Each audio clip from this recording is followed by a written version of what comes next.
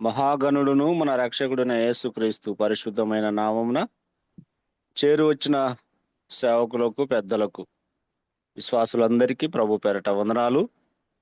ప్రభు దినం కనుక ఈ దినం స్తుతులతో ప్రారంభించుకుందాం. కొత్త వారు ప్రేరేపించబడిన వారు ఎవరైనా సరే క్లుప్తంగా స్తుతులు చెల్లించాలని మనవి చేస్తుంటాం. ఆ స్థుతులకు పాత్రుడా, మహిమా స్వరూపి, రక్షణకు కారణభూతుడా, సర్వోన్నతుడా, సర్వసృష్టికర్త, సర్వనుకు ఆధారభూతుడా, నిన్న నేడు ఏకరీతిగున్న ఆ విమోచకుడా స్తోత్రములు. ఆ ప్రభు నీ ప్రియకుమారుడు రక్షకుడు యేసుక్రీస్తుల వారి ఘనమైన పరిశుద్ధమైన అమూల్యమైన నామములో వీళ్ళు పూజించి మా హృదయమారా కృతజ్ఞత స్తోత్రములు జపాఫలము సమర్పిస్తున్నాం. గత కాలం అంతా కాచి భద్రపరిచి రాత్రి మాతో ఉండి పడకలో నెమ్మదిని, విశ్రాంతిని, ఆరోగ్యం ఆవిస్తున్నాను గురించి ఉదయములే ఇలాగూ మీ సన్నిధిలో జూమ్ ద్వారా మమ్మల్ని అందరినీ మీ పిల్లలు మమ్మల్ని జ్ఞాపకం చేసుకుని సమకూర్చినందుకు ఈ స్తోత్రములు.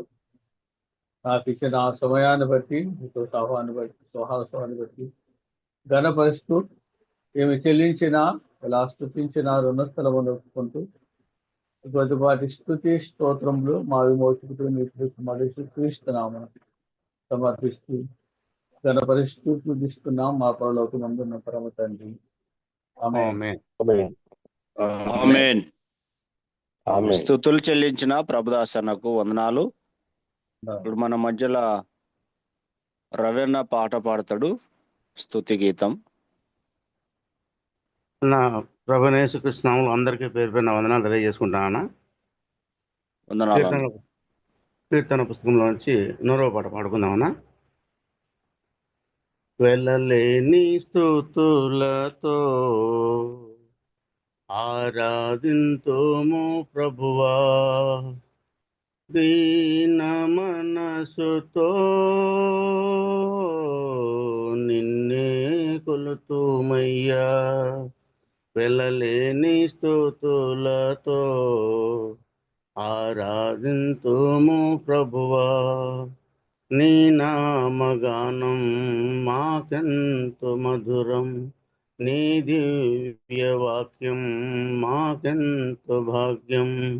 నీ నామగానం మాకెంతో మధురం, నీ దివ్య వాక్యం మాకెంతో భాగ్యం. నీ కార్యములే బహు ఆశ్చర్యములు, నీ కార్యములే బహు ఆశ్చర్యములు, నీ కానుకలే వెలలేని గనులు, నీ కానుకలే వెలలేని గనులు.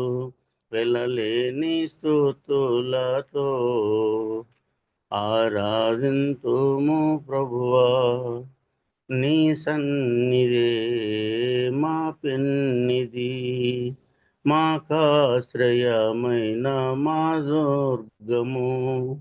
నీ సన్నిధే మా పెన్నిది, మాకాశ్రయమైన మా దుర్గము. మా జీవితమును వెలిగించెను, మా జీవితమును వెలిగించెను, తన మార్గమునకు మరలించెను, తన మార్గమునకు మరలించెను. వెళ్ళలేని స్తుతులతో ఆరాధింతుము ప్రభువా, దీన మనసుతో నిన్నే కొలుతుమయ్యా. సన్మార్గమందున నడిపించును, దుర్మార్గులందరినీ విడిపించును. సన్మార్గమందున నడిపించును, దుర్మార్గులందరినీ విడిపించును. దరిచేరి నమ్మిన దీనులందరినీ, దరిచేరి నమ్మిన దీనులందరినీ తన ఆత్మ ద్వారా నడిపించును. తన ఆత్మ ద్వారా నడిపించును వెలలేని స్తుతులతో ఆరాధింతుము ప్రభువా దీన మనసుతో నిన్నే కొలుతుమయ్యా వెలలేని స్తుతులతో ఆరాధింతుము ప్రభువా. అందరికీ వందనాలనా. స్తుతి కీర్తన పాడి ప్రభువుని గణపరిచిన పాలూరి రవణకు మన జూమ్ ద్వారా వందనాలు.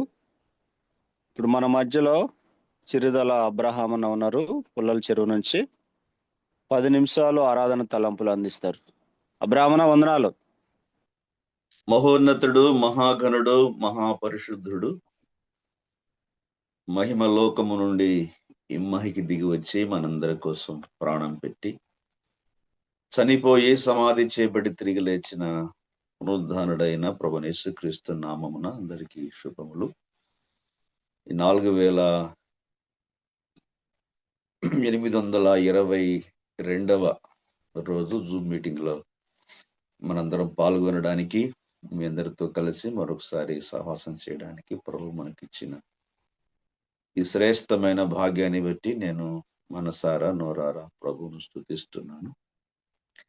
ఈ దినం ఆదివారం ప్రభు దినం కాబట్టి కాసేపు ఆరాధనా తలంపులు పంచుకొని తర్వాత దేని వాక్యాన్ని విందాం. నన్ను ప్రేమతో ఆహ్వానించిన ప్రియులకు, బర్నబాస్ గారికి, నడిపిస్తున్న పెద్దలు పేదరు గారికి, పాల్గొన్న మీ అందరికీ కూడా కృతజ్ఞతలు. 103వ కీర్తనలో నుండి కొన్ని మాటలు 103వ కీర్తనలో నుండి కొన్ని మాటలు మనం చదువుకొని ధ్యానం చేద్దాము. నా ప్రాణమా యెహోవాను సన్నతించుము, నా అంతరంగమున ఉన్న సమస్తమా ఆయన పరిశుద్ధ నామమును సన్నతించుము. నా ప్రాణమా యెహోవాను సన్నతించుము, ఆయన చేసిన ఉపకారములలో దేనిని మరువకుము.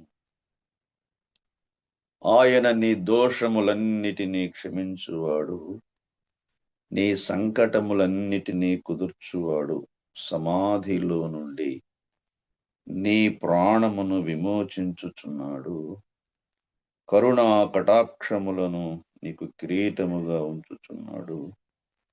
పక్షిరాజు యవనం వలె నీ యవనము క్రొత్తవుచున్నట్లు మేలుతో నీ హృదయమును తృప్తిపరచుచున్నాడు. దేవుడు ఈ శ్రేష్టమైన మాటలు మనందరి వినికిడిలో బహుగా దీవించుగాక. ప్రభునందు ప్రియమైన సహోదరి సహోదరులారా, మనము రక్షించబడినది మొదలుకొని నేటి వరకు మనము వ్యక్తిగతంగాను, కుటుంబంగాను, సంఘంగాను కలిసి ప్రభువును స్తుతిస్తాం, ప్రభువును ఆరాధిస్తాం, ఆయన ఘనపరుస్తాం. మరి విశేషంగా మన ప్రభువైన యేసుక్రీస్తు వారు మనకు అప్పగించిన కట్టడ మేరకు, ఆజ్ఞ మేరకు ఆయన పరిశుద్ధ దేహమునకు సాదృశ్యమైన రొట్టెలోను, ఆయన చిందించిన అమూల్యమైన రక్తమునకు సాదృశ్యమైన పాత్రలోను పాలు పొందుతూ, నన్ను జ్ఞాపకము చేసుకొనుటకై దీనిని చేయుడి అని ప్రభు ఆజ్ఞాపించిన మేరకు మనం ఆయన్ను జ్ఞాపకం చేసుకుంటూ స్తుతిస్తూ ఆరాధిస్తాం. ఆరాధన అంటే అర్థం ఏంటంటే ఆయన ఏమై ఉన్నాడో, ఆయన ఏమై ఉన్నాడో దానిని బట్టి మనం ఆయన్ను ఆరాధిస్తాం. ఆయన మనకు ఏమి చేశాడో దానిని బట్టి ఆయన్ను స్తుతిస్తాం. ఆరాధన అనగానే మన ఫోకస్, మన దృష్టి అంతా ప్రభు మీదకి వెళ్ళాలి. స్తుతి అనగానే మన దృష్టి అంతా ప్రభు మనకు ఏం చేశాడో దాని మీదకి వెళ్ళాలి. ఆ స్తుతి మరియు కృతజ్ఞతాస్తుతి అని 2 పదాలు ఉంటాయి. ఇందులో చిన్న తేడా ఏంటంటే, స్తుతి అంటే ప్రభువు మనకు చేసిన ఆత్మ సంబంధమైన మేలులను జ్ఞాపం చేసుకుంటూ ఆయన స్తుతిస్తాం. కృతజ్ఞతాస్తుతి అంటే ఏంటంటే, ప్రభువు మనకు చేసిన భౌతికపరమైన మేళ్ళు, ఉపకారములను బట్టి ఆయనకు కృతజ్ఞతాస్తుతులు చెల్లిస్తాం. ఈ 103వ కీర్తన మనం గమనిస్తున్నప్పుడు కీర్తనాకారుడు దేవుని స్తుతిస్తున్నాడు. ఈ కీర్తనలో సన్నుతించుట అనే పదం కనపడుతుంది. నా ప్రాణమా యెహోవాను సన్నుతించుము, నా అంతరంగమున ఉన్న సమస్తమా ఆయన పరిశుద్ధ నామమును సన్నుతించుము అనే మాట కనబడుతుంది. దైవ గ్రంథమైన బైబిల్లో ఆరాధన, స్తుతి అనే ఈ మాటకు 14 పదాలు వాడబడ్డాయి. ఈ 14 పదాలలో 12 పదాలు మనకు కీర్తన గ్రంథంలో కనిపిస్తాయి.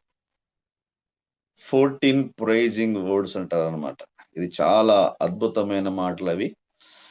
అవన్నీ మనము చక్కగా చదువుకొని వ్రాసుకొని ఒక్కొక్కటి ధ్యానం చేస్తూ ఉంటే అద్భుతమైన తలంపులు మనకు వస్తాయి. మనము లోతుగా ప్రభువును స్తుతించి ఆరాధించవచ్చు. ఈ సన్నుతి అనేటువంటి ఈ మాట కీర్తన గ్రంథములో 23 సార్లు మనకు కనిపిస్తుంది. 10 కీర్తనలలో 34, 66, 74, 103, 104, 113, 134, 135, 144, 145 ఈ కీర్తనలో 23 పర్యాయాలు మనకు కనిపిస్తుంది. మిగతా పుస్తకాల్లో మాత్రం 1-2 సార్లు కనిపిస్తుంది. ఈ పుస్తకమంతా, ఈ పదమంతా మనకు ఈ పుస్తకంలోనే ఉంటది. అసలు కీర్తన గ్రంథాన్ని హీబ్రూ భాషలో ఏమంటారంటే టెఫిలిం అంటారు. టెఫిలిం అంటే ద బుక్ ఆఫ్ ప్రైజెస్, స్తుతుల గ్రంథము. ఆయా పరిస్థితుల్లో, ఆయా సంభవాల్లో దేవుని ఎలా స్తుతించాలో, కష్టాలలో, ఇబ్బందుల్లో, బాధలలో, కడగండ్లలో, నిందలలో, అవమానాలలో ఎలా స్తుతించాలో చక్కగా వ్రాశాడనమాట. ఈ 103 క్రితం చదువుతున్నప్పుడు 3 రకాల ప్రజలు దేవుని స్తుతిస్తున్నారు. అందులో మొదటి విషయం ఏంటంటే 1 నుండి 5 వరకు వ్యక్తిగతమైన స్తుతి అనొచ్చు. ఒక వ్యక్తి పర్సనల్ గా, వ్యక్తిగతంగా ప్రభు సన్నిధికి వచ్చి ప్రభు చేసిన మేళ్ళు, ఉపకారములు తలపోస్తూ ఉంటాడు. 6 నుండి 18 వరకు ఒక వంశం, ఇశ్రాయేలు వంశము దేవుని స్తుతిస్తున్నారు, లేకపోతే సన్నుతిస్తున్నారు. 19 నుండి 22 వరకు మనం గమనిస్తే విశ్వమంతయు, ప్రపంచములో ఉన్న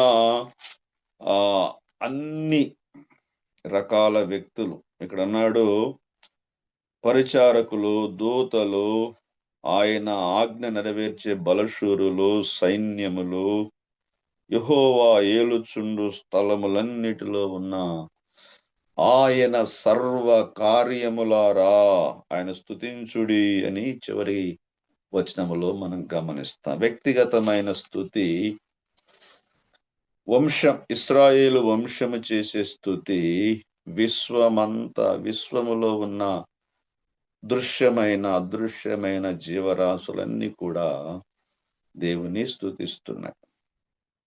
ఈ వ్యక్తిగతమైన స్థుతిలో మనం గమనిస్తే చూడండి 3వ వచనంలో ఆయన నీ దోషములన్నిటినీ క్షమించువాడు, నీ సంకటములన్నిటినీ కుదుర్చువాడు, సమాధిలో నుండి నీ ప్రాణమును విమోచించుచున్నాడు, కరుణా కటాక్షములు నీ కిరీటముగా ఉంచుతున్నాడు.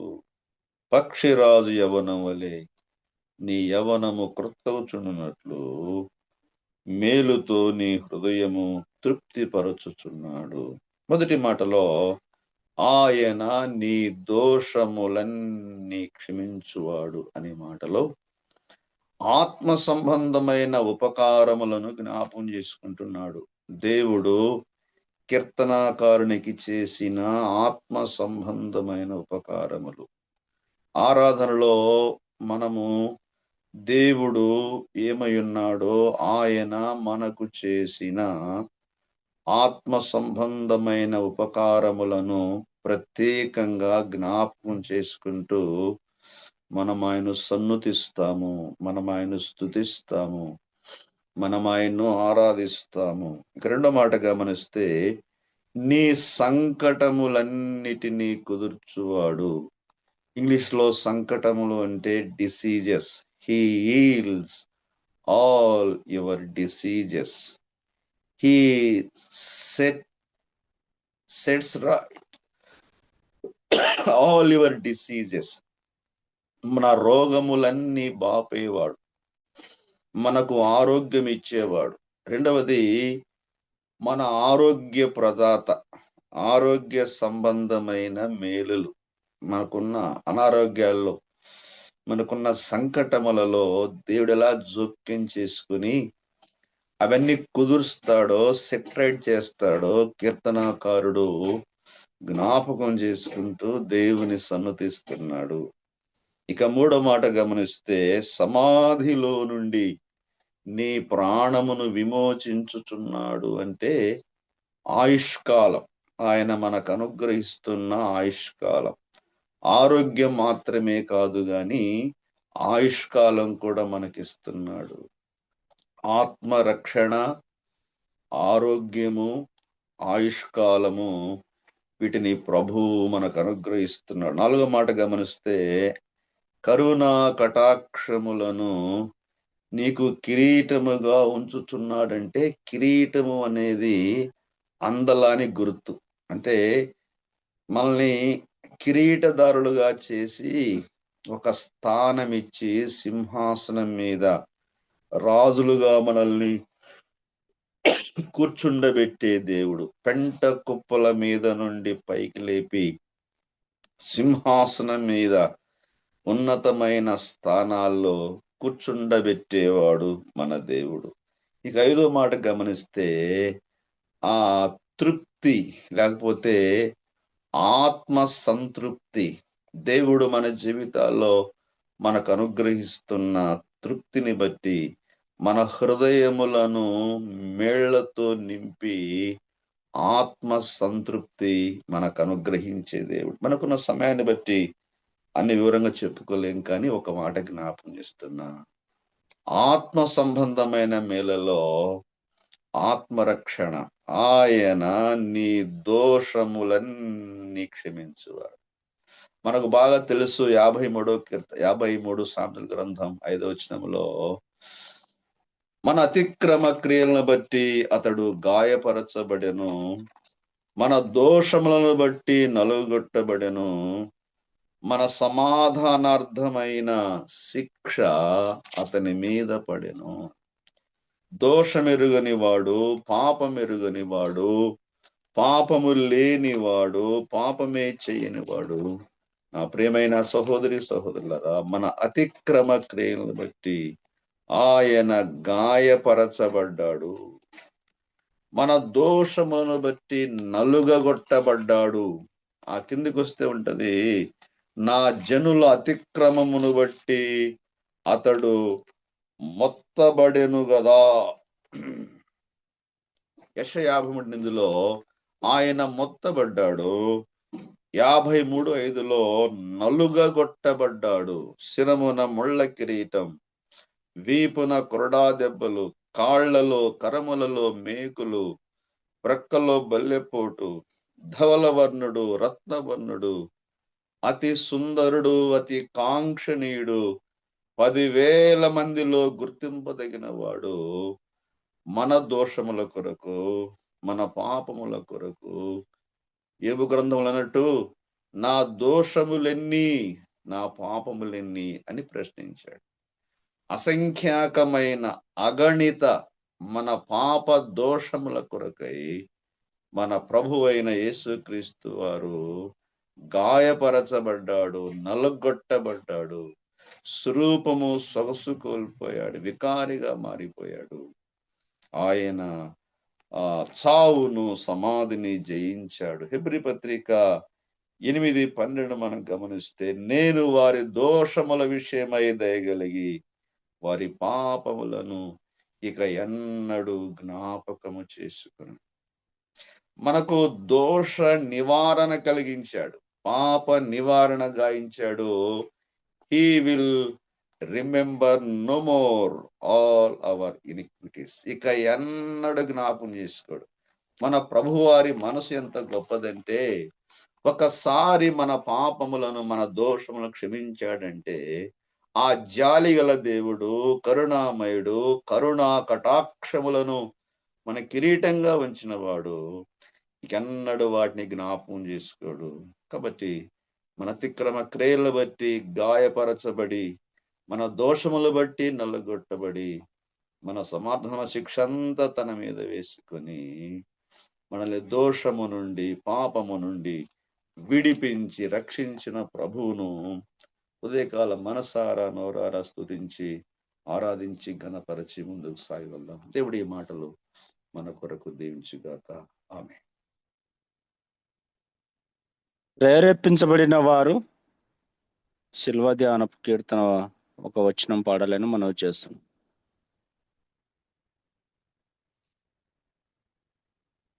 దోషములన్నీ క్షమించినాడు, పాపములన్నీ భరించినాడు. దోషములన్నీ క్షమించినాడు, పాపములన్నీ భరించినాడు. కోపము చూపక శాపము బాపెను, కోపము చూపక శాపము బాపెను. కాపరి అయి మనల కాచెను గాదా, కాపరి అయి మనల కాచెను గాదా.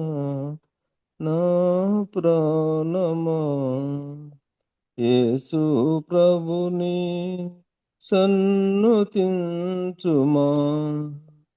ఆయన చేసిన ఉపకారములలో, ఆయన చేసిన ఉపకారములలో దేనిని మరువకుమా. నా ప్రాణమా యేసు ప్రభుని సన్నుతించుమా.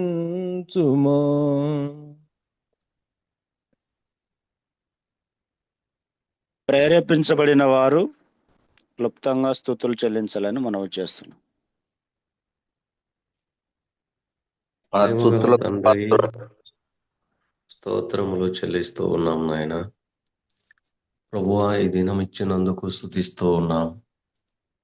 దేవా, దూరస్థులమై నేరస్థులమైన మమ్మల్ని ప్రేమించి వెతికి రక్షించి, ప్రభువా మరి తండ్రి యాజక నాయన మరి సమూహ జనముగా, పరిశుద్ధ జనముగా సొత్తుగా చేసుకున్నందుకు స్తోత్రాలు చెల్లిస్తూ ఉన్నాం. అభాగ్యులమైన మాకు నిన్ను స్తుతించే భాగ్యం ఇచ్చినందుకు స్తోత్రాలు. ప్రభువా మరి తండ్రి, ఈ దినం ఉదయకాలమున నిన్ను జ్ఞాపకం చేసుకుంటూ, నీ శిలువ మరణ పునరుద్ధానమును జ్ఞాపకం చేసుకుంటూ మేము స్తుతిస్తూ ఆరాధిస్తూ ఉన్నాం. ప్రభువా మరి తండ్రి, కృతజ్ఞతాస్తుతులు చెల్లిస్తూ ఉన్నాం. ఇలాగా మా జీవిత కాలం అంతా స్తుతించిన, ఏమిచ్చినా నీ రుణము తీర్చుకోలేము. నీ రుణం అలా ఉండాల్సిందే. ప్రభువా, ప్రాణ క్రయధనం మాకు నాయన మరి తండ్రి కట్టావు, నీకు స్తోత్రాలు. కృతజ్ఞతాస్తుతులు చెల్లిస్తూ సమస్త మహిమా ఘనత ప్రభావములు నీకు అర్పిస్తూ విరిగి నలిగిన హృదయాలతో నిండు మనస్తో మా హృదయపూర్వకమైన కృతజ్ఞతాస్తుతి ఆరాధనలతో మా ప్రభువును రక్షకుడైన యేసుక్రీస్తు ఘనమైన నామంలో స్తుతించి సమర్పించి ఆరాధిస్తున్నాము తండ్రి. ఆమేన్. ఆమేన్ ఆమేన్. స్తుతులు చెల్లించిన యాకోబునకు వందనాలు. ఇప్పుడు మన మధ్యలో చిరుదల అబ్రహామున ఉన్నారు, వాక్యం అందిస్తారు. 6:15 లేదంటే 10 నిమిషాల వరకు వాక్యం అందించండి అన్న. అన్న అబ్రహామున వందనాలు. సరే, మనము ఈ 103వ కీర్తనలో నుండి కొన్ని విషయాలు కొనసాగించుకుందాం.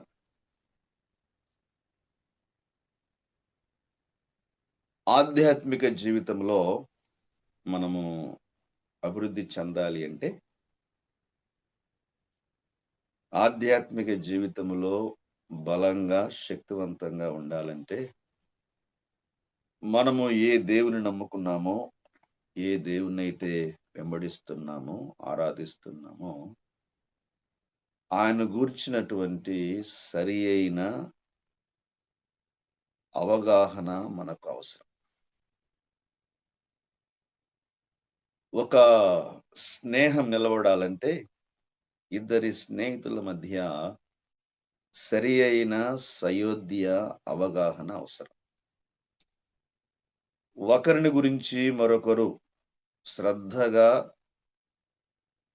చక్కగా అర్థం చేసుకోకపోతే, అవగాహన లేకపోతే వారి స్నేహము కలకాలము కొనసాగదు, మధ్యలోనే భగ్నమయ్యే ప్రమాదం ఉన్నది.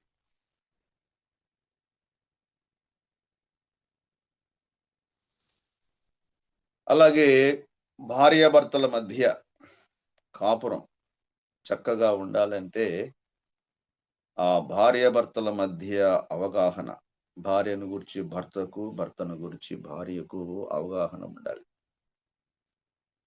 ఒక సంఘం చక్కగా నిలబడి వర్ధిల్లాలంటే నాయకులకు, విశ్వాసులకు మధ్య మంచి అవగాహన ఉండాలి.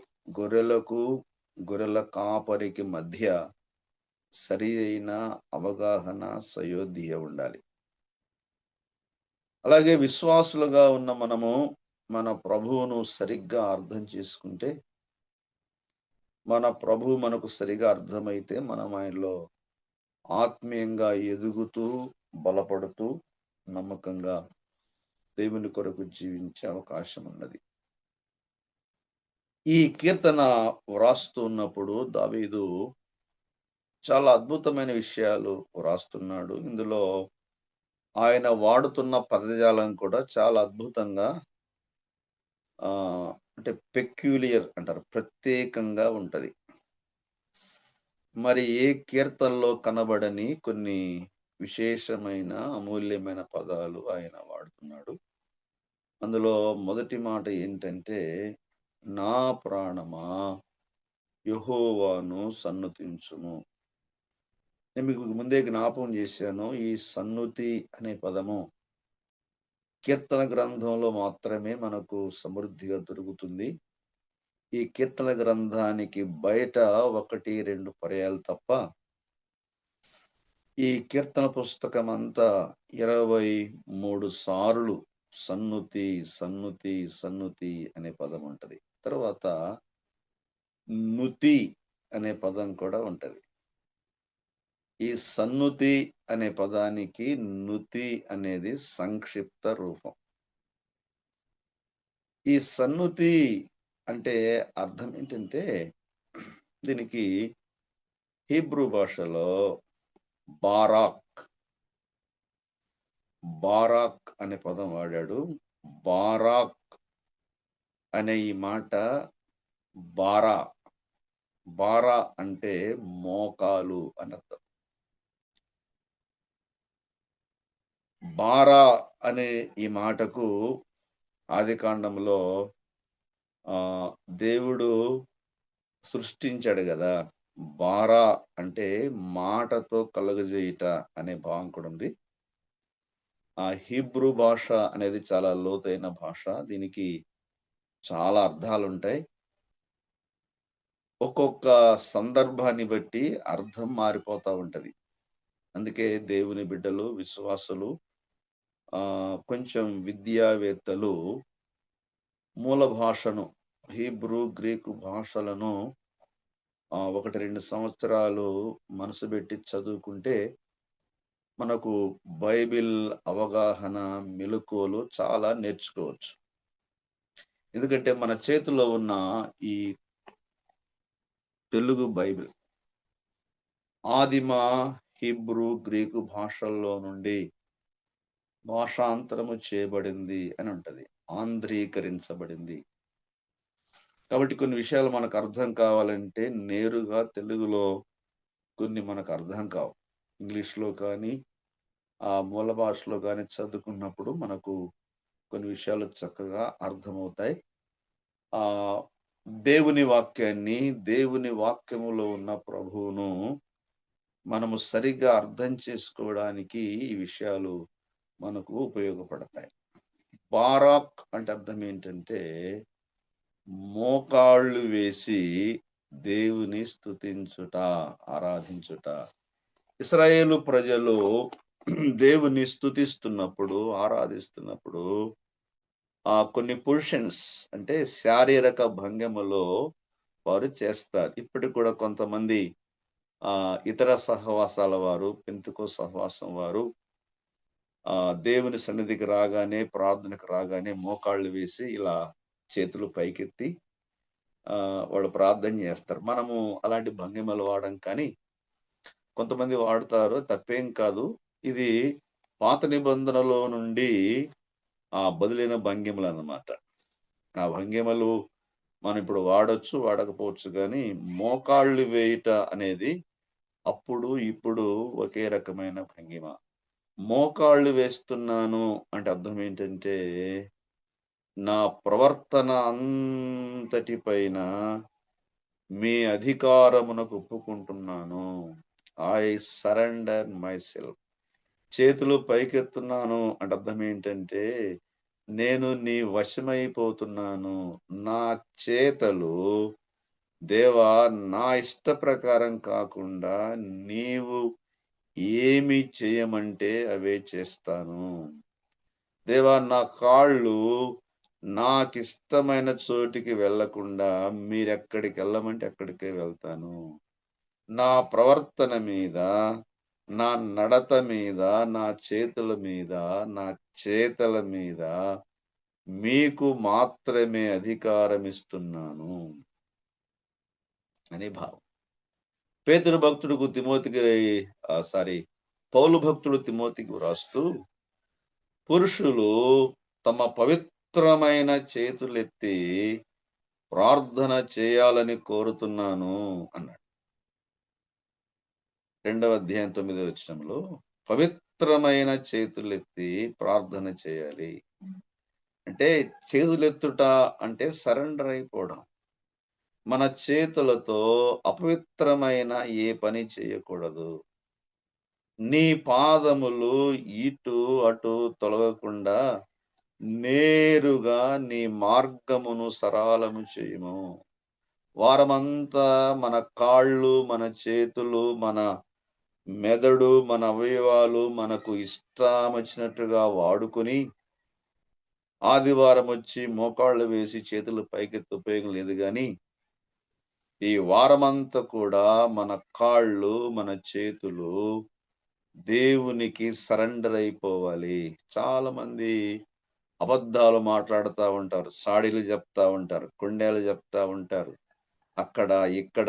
తద్వారా చాలా కుటుంబాలు, చాలా సంఘాలు పాడైపోతున్నాయి. మరలా ఆదివారం ప్రభు సన్నిధికి వచ్చి అబ్బో దేవుని ప్రేమను గురించి ఎంత గానం చేస్తారు, ఏడుస్తూ స్తుతులు చెల్లిస్తారు, మోకాళ్ళు వేస్తారు. ఇలాంటి అనుభవం ఏమాత్రము సరికాదు. ఒకవేళ ఆ ప్రజల ముందు మనము భక్తిపరులాగా నటించవచ్చు, కానీ మన హృదయ రహస్యాలు, మన మాటలు వింటున్న దేవుడు మన ఆరాధన స్వీకరించడు అని గమనించాలి.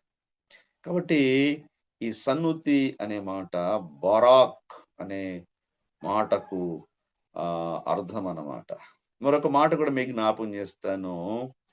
బెరాకా, దినవృత్తాంతములు 2వ గ్రంథము 20వ అధ్యాయము 26వ వచనాన్ని మనం చదువుకుంటే అక్కడ బెరాకా అనే పదము డైరెక్ట్ గా మనకు కనబడుతుంది. 4వ దినమున వారు బెరాకా లోయలో కూడిరి. అక్కడ వారు యెహోవాకు కృతజ్ఞతాస్తుతులు చెల్లించినందున నేటి వరకును ఆ చోటికి బెరాకా లోయ అని పేరు. అక్కడ యెహోషాపాతు, వారి సైన్యము, ఇశ్రాయేలు ప్రజలందరూ దేవుడు శత్రుల మీద విజయాన్ని అనుగ్రహించిన తరువాత మోయాబీలు, అమ్మోనీయులు, మెయోనీయులు లెక్కకు విస్తారమైన జనంగా తన ప్రజల మీదికి వచ్చి వారిని ఆ పచ్చికను ఎద్దు నాకు వేసినట్లుగా నాకి వేయాలని, వారిని ఓడించాలని, చెరకు తీసుకుని పోవాలని తప్పిస్తున్నప్పుడు యెహోషాపాతు కన్నీళ్లతో ప్రార్థన చేయటం మనం గమనిస్తాం. 12లో మా మీదికి వచ్చు ఈ గొప్ప సైన్యముతో యుద్ధము చేయుటకు మాకు శక్తి చాలదు, ఏమి చేయుటకును మాకు తోచదు. దేవా, దిక్కు తోచని పరిస్థితిలో ఉన్నాము, అశక్తులుగా ఉన్నాము, అబలలుగా ఉన్నాము. అయ్యా, నీవే మాకు దిక్కు. ఈ మాట ఎంత మంచి మాట. నీవే మాకు దిక్కు, మా దిక్కు దశ నీవే అని భక్తిపరుడైన యెహోషాపాతు రాజు కన్నీళ్లతో ప్రభు పాదాలు పట్టుకునగా దేవుడు యాక్షన్ తీసుకున్నాడు. తన దాసులను పంపించాడు, తన సందేశం వినిపించాడు. ఆ సంగ్రామాన్ని దేవుడే చేశాడు. భయములో ఉన్నారు, ఇప్పుడున్నమాట, మీరు భయపడవద్దు, జడియకుడి. భయములో ఉన్న తన ప్రజలకు అభయం ఇచ్చాడు. జడుస్తున్న వారికి ధైర్యపరిచాడు. నెమ్మది లేకుండా ఉన్న తన ప్రజలకు నెమ్మదినిచ్చాడు. బాధలో, కష్టాల్లో, ఇక గోతికి దగ్గరగా ఉన్న తన ప్రజలను గోతిలో నుండి విడిపించి స్తుతించే స్థాయికి తీసుకుని వచ్చాడు. ఆ సందర్భంలో వారు ఒక లోయలో కూడుకున్నారు. వాస్తవానికి ఆ లోయ పేరు మనకు తెలియదు, కానీ ఆ తర్వాత దాన్ని బెరాకా లోయగా పేరు పెట్టారు.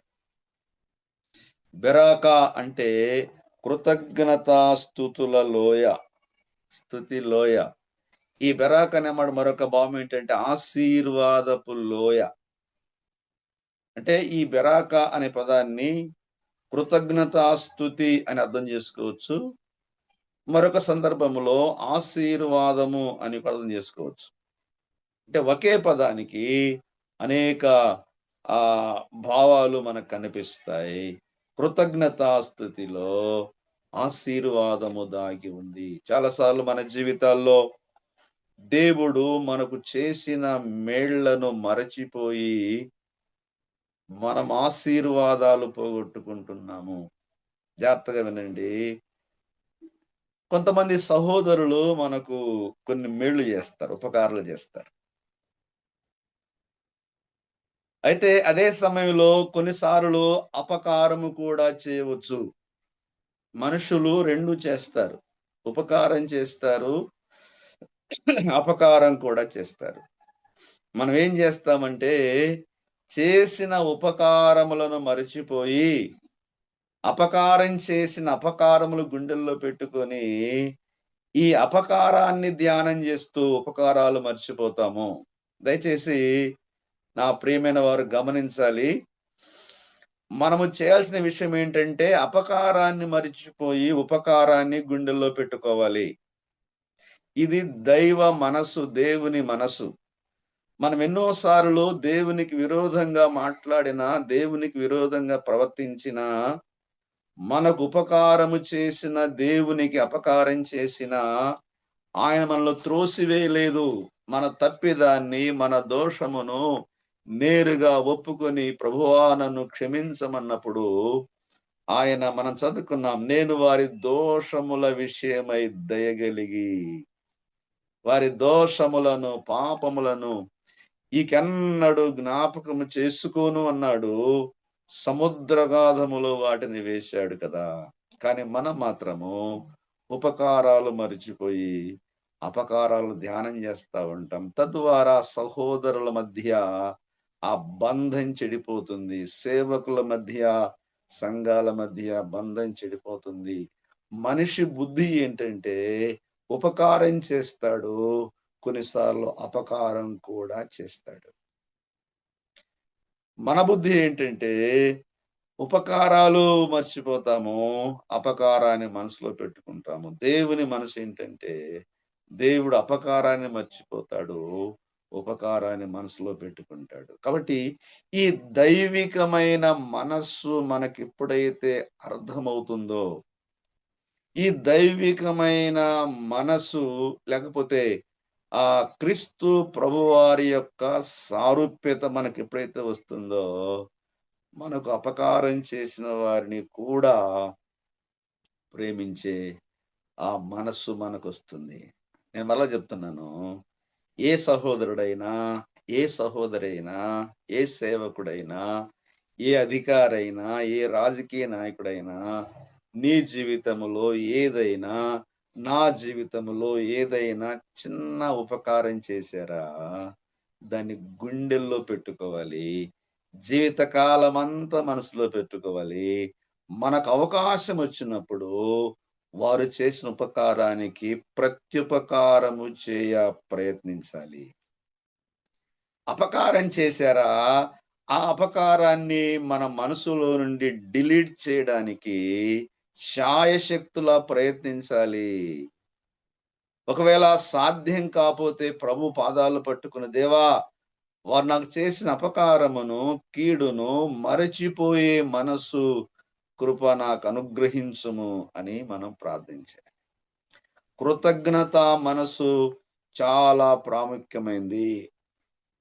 మనం చాలాసార్లు ఆ కృతజ్ఞత స్తుతి కూడా పెట్టుకుంటాం దేవుని విషయంలో. అది మాత్రమే కాదండోయ్, మనుషుల విషయంలో కూడా దేవుడు మనుషుల ద్వారా మనకి ఏమైతే ఉపకారములు చేయించాడో, ఆ ఉపకారములను అది చిన్నవా చితకవా ఎప్పుడు మర్చిపోకూడదు. నాకు కొంతమంది సహోదరులు, దైవ సేవకులు అపకారం చేసినప్పుడు నేను ప్రేమతో వారి దగ్గరికి వెళ్ళి, అన్నయ్య నీవు నాకు అపకారం చేశావు, మంచిది, కానీ నాకు మీరు ఉపకారం కూడా చేశారు, మరీ మంచిది. నేను ఈ అపకారమును నా మనసులో నుండి తీసివేసుకుంటున్నాను, మీ ఉపకారాన్ని నా గుండెల్లో పెట్టుకుంటాను. మీకే కాదు, ప్రభు నాకు ఆయుష్కాలం ఇస్తే, ఆరోగ్యం ఇస్తే, మీ తర్వాత మీ పిల్లలకు కూడా ఏమైనా అవకాశం ఉంటే ఉపకారం చేయ ప్రయత్నం చెప్పినప్పుడు వాళ్ళు చాలా సిగ్గుపడిన సందర్భాలు ఉన్నాయి. చాలాసార్లు మనము వాళ్ళు అలా అన్నారని, ఇలా అన్నారని, అది చేశారు, ఇది చేశారని ఆ మది నిండా వాటిని తలపోసుకుంటూ మన సహోదరులను, తోటి సేవకులను, నాయకులను దూషించి, ద్వేషించి వారికి దూరంగా ఉండే అవకాశం ఉంటుంది.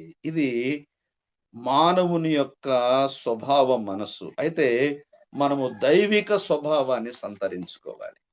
ఈ కీర్తనలో, నా ప్రాణమా యెహోవాను సన్నతించుము, ఆయన చేసిన ఉపకారములలో దేనిని మరువకము.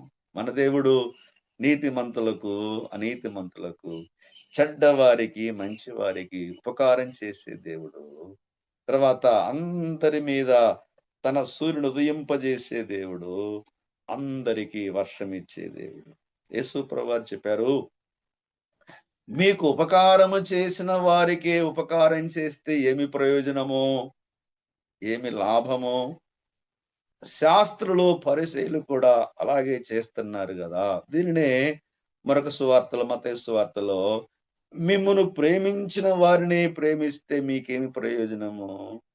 వారు ప్రేమించారు, మీరు కూడా ప్రేమిస్తున్నారు. కానీ మీ శత్రుల కోసం ప్రార్థన చేయండి. మిమ్మల్ని హింసించు వారి కోసం ప్రార్థన చేయండి. మీకు అపకారం చేసిన వారి కోసం ప్రార్థన చేయండి. అది దేవునికి మహిమ వస్తుంది. అది మీకు కూడా మేలు కలిగిస్తుంది. ఈ బెరాకా లోయలో దేవుడు వారికి చేసిన మేళ్లను బట్టి కృతజ్ఞతాస్తుతులు చెల్లించడానికి వచ్చారు. కృతజ్ఞతాస్తుతి అంటే కృత అంటే ఆ పని, జ్ఞత అంటే జ్ఞాపకం చేసుకోవడం. దేవుడు వారికి ఏమైతే చేశాడో ఆ పనిని జ్ఞాపకం చేసుకుంటూ దేవుని స్తుతిస్తూ వారు ముందుకు సాగుతున్నారు అన్న విషయాన్ని గమనించాలి. కాబట్టి ప్రియమైన సహోదరి సహోదరులరా, మన కృతజ్ఞతా బుద్ధి అనేది మొట్టమొదట దేవుని వైపుకు ఉండాలి. ఆ తర్వాత దేవుడు తన ప్రజల ద్వారా మనకు చేసిన ఉపకారాలను బట్టి ప్రజల వైపు కూడా ఉండాలి. రెండు వైపుల నుండి మన కృతజ్ఞతా భావం అనేది బయటికి వెళ్ళాలి. చెప్పాలంటే ఈ 103వ కీర్తనకు ఒక టైటిల్ పెట్టండి అని అడిగితే కృతజ్ఞత కీర్తన అని పెట్టవచ్చు. ఎందుకంటే ఆయన చేసిన ఉపకారములలో దేనిని మరువకము అని చెప్పాడు కాబట్టి ఇది ఒక కృతజ్ఞత కీర్తన, కృతజ్ఞతా స్తుతులు చెల్లించే కీర్తన, ఇది సన్నుతించే కీర్తన. ఇక్కడ మరలా వద్దాము. సన్నుతి అంటే డీప్ ప్రైజింగ్ అంటారు, లోతైన స్తుతి. To praise God in depth, to praise God in deep. దేవుని లోతుగా స్తుతించుట. ఇంకా చెప్పాలంటే to praise God wholeheartedly, హృదయపూర్వకంగా, with all heart, with all mind, with all might అంటారు. పూర్ణ బలముతో, పూర్ణ మనస్సుతో, పూర్ణ శక్తితో, పూర్ణ హృదయముతో మనము ప్రభువును స్తుతించడాన్ని సన్నుతి అంటారు అన్నమాట. ఈ సన్నుతి అనేది చాలా విలువైంది, చాలా విశేషమైంది. నేను ఈ విభజన మరలా మీకు ఒకసారి జ్ఞాపకం చేసి మరొక విషయాన్ని చెప్పి నేను ముగిస్తాను. మొదటి 5 వచనాల్లో వ్యక్తిగతమైన సన్నుతి, లేకపోతే వ్యక్తిగతమైన స్తుతి, వ్యక్తిగతమైన ఆరాధన. 6 నుండి 18 వరకు ఒక వంశం, ఇశ్రాయేలు వంశం అంతా దేవుని స్తుతిస్తున్నారు, సన్నుతిస్తున్నారు, ఆయన ఆరాధిస్తున్నారు. 19 నుండి 22 వరకు విశ్వమంతా, విశ్వములో ఉన్న, లేకపోతే స్పేస్ అంటాం కదా, స్పేస్ లో ఉన్న దృశ్యమైన అదృశ్యమైనవి, పరలోకమందున్న వారు, భూమి మీద ఉన్నవారు, వీరందరూ కూడా అసంఖ్యాకమైన జీవరాశులన్నీ కలిసి దేవుని స్తుతించుట, సన్నుతించుట, దేవుణ్ణి ఆరాధించుట అనే మాటలు మనము గమనిస్తాం. తర్వాత ఈ కీర్తనలో చూడండి, ఒక మాట మీకు జ్ఞాపకం చేస్తా. 6వ వచనం మనం గమనిస్తే, యెహోవా నీతి క్రియలను జరిగించుచు బాధింపబడు వారికందరికీ న్యాయము తీర్చును. ఇక్కడ యెహోవా నీతి క్రియలను జరిగించేవాడు. వచనం 18 మనం గమనిస్తే, పేరు తిప్పండి. ఆయన కృప యుగ యుగములు నిలుచును, ఆయన నీతి వారికి పిల్ల పిల్ల తరమున నిలుచును.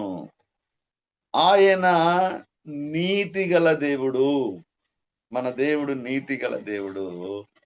ఆయన నీతి కార్యములు జరిగించే దేవుడు. ఈ కీర్తన మనం గమనిస్తే 2 విషయాలు మీకు జ్ఞాపకం చేస్తాను. ఒకటి, కీర్తనాకారునికి ఈతి బాధలున్నాయి, ఈతి బాధలున్నాయి. అదే సమయంలో నీతి కూడా పొందుకున్నాడు.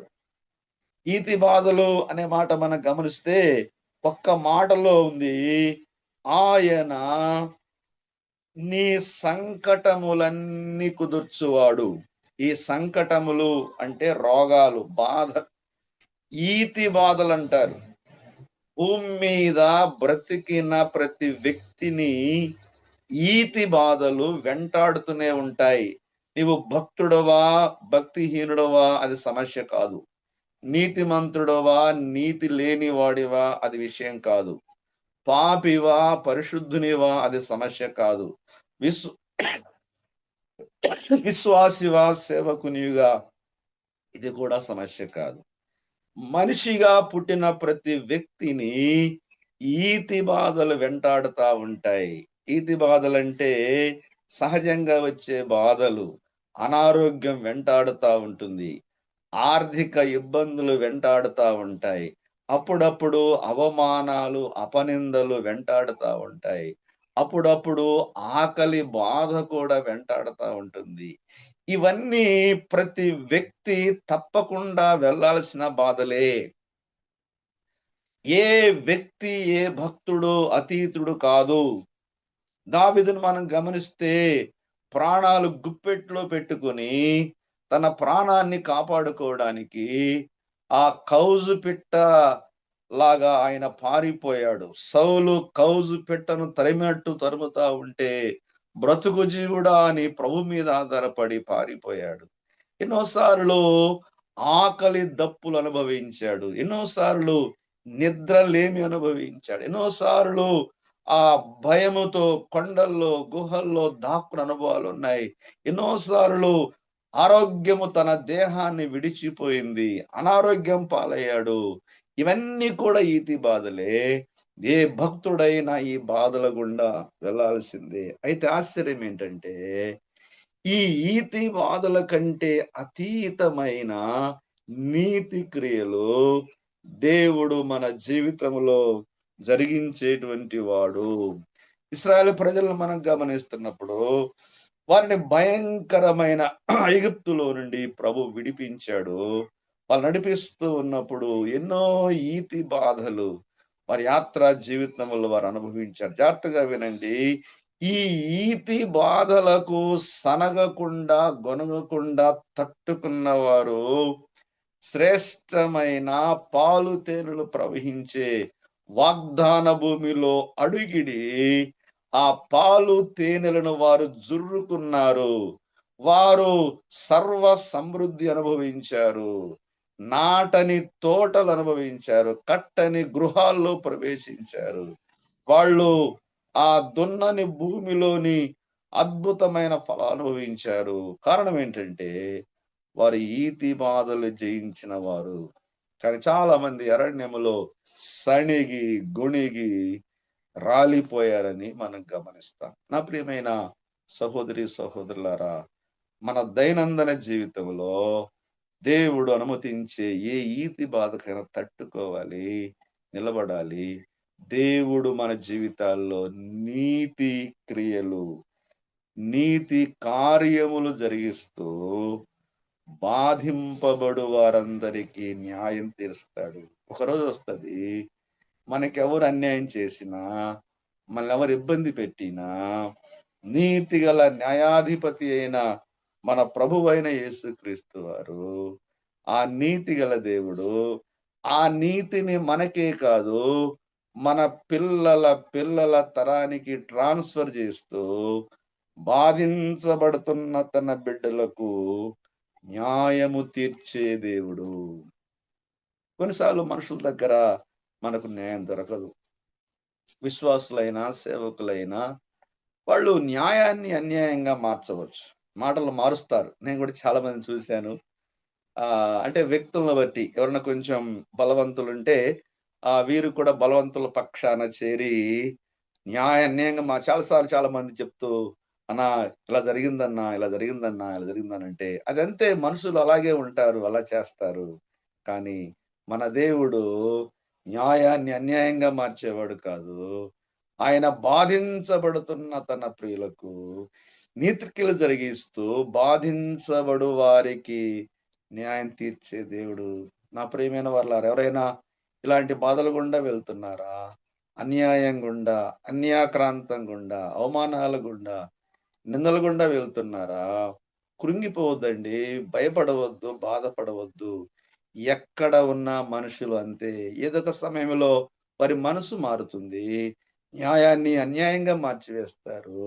అవసరమైతే న్యాయంగా బ్రతికే వారి మీద రాళ్లు వేస్తారు, నిందిస్తారు, అవమానిస్తారు, దూషిస్తారు.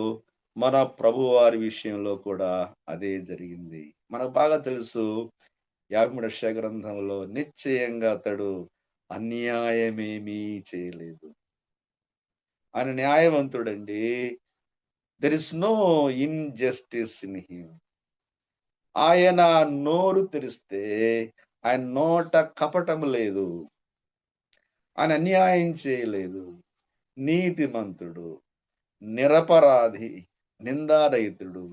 హెబ్రీ గ్రంథకర్త అన్నాడు, పవిత్రుడు, నిర్దోషి, నిష్కల్మషుడు, పాపుల్లో చేరక ప్రత్యేకంగా ఉన్నవాడు, ఆకాశ మండలము కంటే మిక్కిలి హెచ్చైన వాడు, సంపూర్ణ సిద్ధి పొందిన దేవుని కుమారుడు. ఆయన కూడా అవమానాల గుండా వెళ్ళవలసి వచ్చింది, నిందల గుండా వెళ్ళవలసి వచ్చింది. ఆయన కూడా అపహాస్యములు పొందాడు. ఆయన కూడా దెబ్బలు తిన్నాడు, ఉమ్మి వేయించుకున్నాడు. దోషి అని ముద్ర వేశారు. పాపమెరుగని ఆయన మన కోసము పాపముగా చేయబడ్డాడు. 2 కొరింథీ 5:21.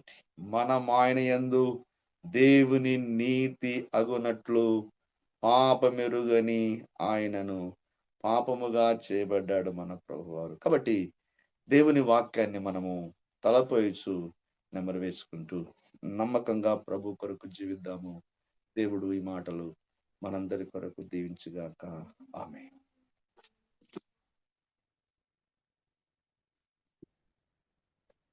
చక్కని వాక్య తలంపులు అందించిన మన ప్రియులు అబ్రహాంకు వందనాలు. ముగింపు ప్రార్థన చేసుకుందాం.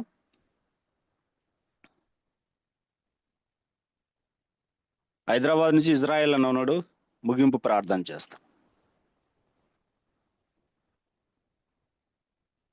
వందనాలయ్యా. వందనాలన్న.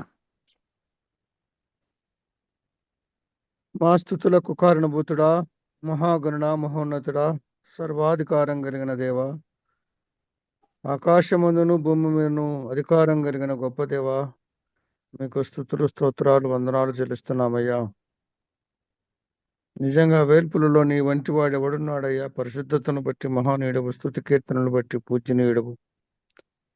మరొకసారి మమ్మల్ని అందరినీ కరుణగల బాహుబల హస్తాలకు అప్పచెప్పుకొని ఈ దినమంతటిలో ఉన్నటువంటి మా పనులలో చేయి కార్యక్రమాలలో మాకు తోడుగా ఉండి మీరే నడిపించి మా అందరి ద్వారా ఘనత, మహిమ, ప్రభావం మీరు ఆరోపించుకోమని మా ప్రాణప్రియుడు, రక్షకుడు, విమోచకుడైన యేసు క్రీస్తు వారి యొక్క నామమును స్తుతులు, స్తోత్రాలు చెల్లించి ఆరాధించుకొనుచున్నాము మా ప్రియ పరలోకపు తండ్రి.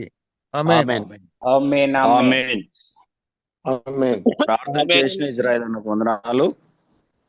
ప్రారంభ స్తుతులు చెల్లించిన ప్రభుదాస్ అన్నకు, అలాగే స్తుతి కీర్తన పాడి ప్రభును గణపరిచిన పాలూరి రవణ గారికి, స్తుతులు చెల్లించిన పెద్దలకును, అలాగే యాకోబు అన్నకు వందనాలు.